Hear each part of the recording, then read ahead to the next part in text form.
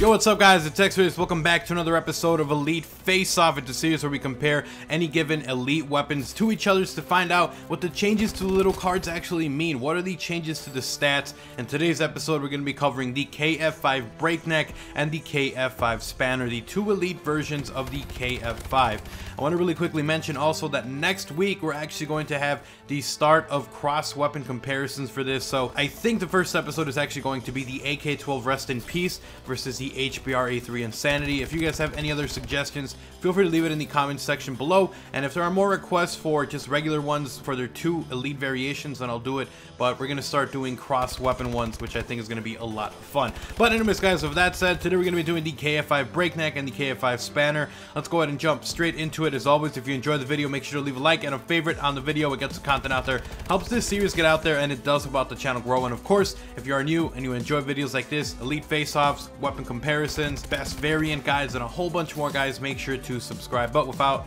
any further ado, let's jump straight into it and learn first of all about the KF5, which is at the first 5 shots of the magazine. So every time you reload, some people might absolutely hate the recoil that this weapon has.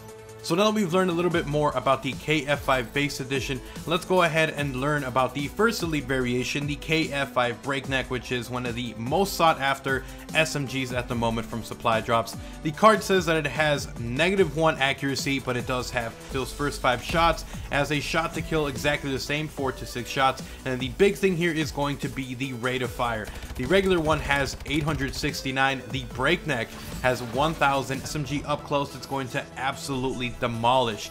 Now with that said guys, that was the KF5 Breakneck. Let's go ahead and move on over now to the KF5 Spanner, which is a lesser known elite version of the KF5. Now looking at the player card for the KF5 Spanner, range, and then it has -1 for handling. Again, what does that translate to stat wise? Well, the KF5 Spanner, again, 4 rounds per minute. It is the slowest firing KF5 of any of the variations that this weapon has. Now the big